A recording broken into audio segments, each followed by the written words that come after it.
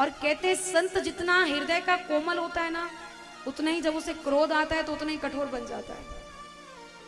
इंद्र प्रभु के चरणों में जाकर के प्रार्थना करता है। प्रभु ने कहा है संत के वाक्य मेरे से भी उच्च है, मैं उनको मिटा नहीं सकता हूं, परंतु हाँ कुछ समाधान जरूर करा सकता हूं। समाधान सिर्फ यही है कि तुम समुद्र मंथन करो। समुद्र मंथन के लिए मद्राचल पर्वत को लाया जाता है, पर पर्वत देवताओं से नहीं उठ रहा है, साथ में दैत्यों का भी सहयोग लिया है। देवता दैत्य मिलकर के पर्वत को उठा करके लाते हैं, समुद्र किनारे स्थापित किया है। अच्छा एक बात बताओ, मंथन बिना रस्सी के हो जाता है, रस्सी से होता है? रस्सी से होता है। आप लोग करते हो? कैसे होता है बताओ, जानते हो तो? हाँ, मंथन रस्सी से होता है। अब रस्सी कहां से आए? रस्सी के लिए बासुकी नाग को बुला करके लाया गया है। बासुकी नाग कहते हैं मंथन में कराऊंगा, परंतु अमृत मुझे भी चाहिए। बोले हाँ ठीक है आप ले लेना। बासुकी नाग आ गया, मद्राचल पर्वत आ गया। अब प्रभु कहते हैं अगर देवता वासुकी नाग के मुख की तरफ लगे तो वासुकी नाग के मुख में से जो अग्नि निकलेगी, जो विष निकलेगा, अगर वो देवताओं के ऊपर पड़ गया तो देवता जल करके भस्म हो जाएंगे और ये अनर्थ होगा। कुछ ऐसा करो जिसमें अनर्थ ना हो और कार्य भी हो जाए। प्रभु ने देवता और दैत्यों को बुलाया है। प्रभु कहते सुनो, देवता आगे लगेंगे, दैत्य तुम पीछे लगना। दैत्य कहते क्या हम पीछे लगेंगे? इसका मतलब आपने हमें कोई कमजोर समझ रखा है, आप हमको छोटे बाप का समझते हो। अरे सुनो सुनो, हम आगे लगेंगे ये पीछे लगेंगे। प्रभु बोले वो तो मैं चाहता ही था, तुम आगे लगो और ये पीछे लगे। ऐसा ही होता है। दैत्य वासुकी नाग के मुख की तरफ लगते हैं और देवता पीछे हैं, दैत्य आगे हैं, मंथन होता है। सब प्रथम कालकूट नाम की विष अग्नि निकलती है। जैसे अग्नि निकली है देवता घबरा जाते हैं और देवता उस विष अग्नि को लेकर के देवादिदेव महादेव के पास आते हैं। देव देव जगत देव भूतात्मन भूत भावना त्राहीना शरणापन्या लोक्या देहना विषाद। हे देवादिदेव महादेव हमारी रक्षा करो। महादेव माता पार्वती के साथ विराजमान है। माता ने कहा भगवान ये देवता क्या कह रहे हैं, किससे रक्षा करनी है? बोलिए विष अग्नि, बोलो मैं क्या करूं?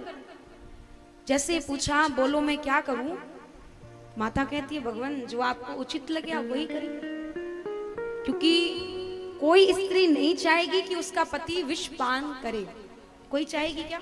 नहीं ना। माता ने कहा आपको जो उचित लगे आप वही करो। महादेव ने तत्काल देवताओं के हाथ से विष को लिया है, मुंह खोला है। सबसे पहले रा कहा है। क्या कहा है? रा। रा कहा, मुंह खोला, विष को पान किया। मां शब्द बोला है, मुंह को बंद कर लिया है। राम शब्द का उच्चारण करके विष को पान किया है। तो यही विष राम नाम सुनने के कारण विश्राम का कार्य कर जाता है। और जैसे ही महादेव ने विष को पान किया है, महादेव का कंठ नीला पड़ गया है। तो महादेव का एक नाम पड़ा है नीलकंठ। बोले नीलकंठ महादेव की जय हो। बोले राधे राधे। कालकूट फल दीन अमी को नाम प्रभाव जान शिवनी का। आगे आते हैं, मंथन प्रारंभ होता है। सबसे पहले कौस्तुभ मणि निकलती है जो नारायण को दी गई है। पारिजात वृक्ष, अप्सराएं, चंद्रमा, ऐरावत हाथी, कामधेनु गाय आदि आदि बहुत सारे रत्न निकलते हैं। अंत में माता लक्ष्मी आती है। लक्ष्मी जी देखने में बहुत सुंदर है। जैसे देवताओं ने देखा, दैत्यों ने देखा कि कोई स्त्री निकली है, देख करके बड़े प्रसन्न हो गए। और वो भी कोई साधारण नहीं, हाथ में जयमाला लेकर के निकली है। अब तो महाराज देवता दैत्यों के मन में खलबली मच गई है। सोचते हैं ये जयमाला हमें ही पहनाएगी, ये जयमाला हमें ही पहनाएगी। सबसे आगे दुर्वासा ऋषि बैठे हैं। दुर्वासा ऋषि ने देखा। दुर्वासा ऋषि कहते हैं देवी जी तो बहुत सुंदर है, अरे ये जयमाला मेरे को ही पहना दे तो कितना अच्छा होगा। लक्ष्मी माता ने कहा आप भी सुंदर हो, पर आपके अंदर क्रोध बहुत ज्यादा है और क्रोधी पति मुझे नहीं चाहिए। उनके बाद में महादेव विराजे हैं। महादेव को देखा, माता को अच्छा तो लग रहा है परंतु उनका स्वरूप अच्छा नहीं है। कैसा स्वरूप है? कहीं सांप, कहीं बिच्छू, कहीं कातिर, कहीं कुछ, कहीं कुछ, कहीं कुछ। मैया बोली ये सुंदर नहीं है। देवता बैठे हैं, देवताओं को भी प्रिय नहीं माना। अंत में देखा कि नारायण बैठे हैं, जिनका कोई ध्यान देवी जी में नहीं है, वो अपने कार्य में मग्न है। माता लक्ष्मी ने कहा अगर मुझे विवाह करना है तो उन्हीं के साथ करना है। माता गई, नारायण को जयमाला पहनाई है। नारायण प्रसन्न हो जाते हैं और यहाँ देवता और दैत्य प्रभु के सुंदर विवाह के साक्षी बनते हैं और प्रेम से लक्ष्मी नारायण भगवान का विवाह होता है। लक्ष्मी नारायण भगवान की जय हो। आगे मंथन हुआ है तो अमृत निकला है और अमृत के कलश को लेकर के दैत्य चले जाते हैं। देवता रोते रोते रह गए, भगवान इतनी सब मेहनत की, हमने सारी व्यवस्था बनाई, अंत में अमृत निकला तो वो दैत्य ले गए। प्रभु कहते हैं घबराओ नहीं, मैं कुछ करता हूं। तो यहाँ प्रभु ने एक अवतार लिया जिस अवतार का नाम है मोहिनी अवतार।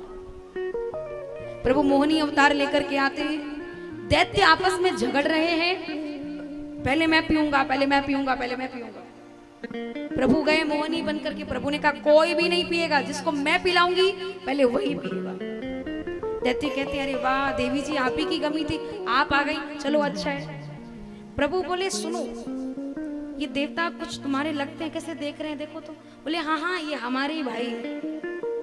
प्रभु बोले तो सुनो, ये गाढ़ा गाढ़ा जो अमृत है वो तो तुम पीना, और ऊपर जो पतला पतला है ना वो इनको पिला देते हैं। बोले हाँ देवी जी जो आप कहो सब एकदम उचित है, पिला दो। प्रभु ने देवताओं को कहा जल्दी पंक्तिबद्ध हो जाओ, अमृत पियो।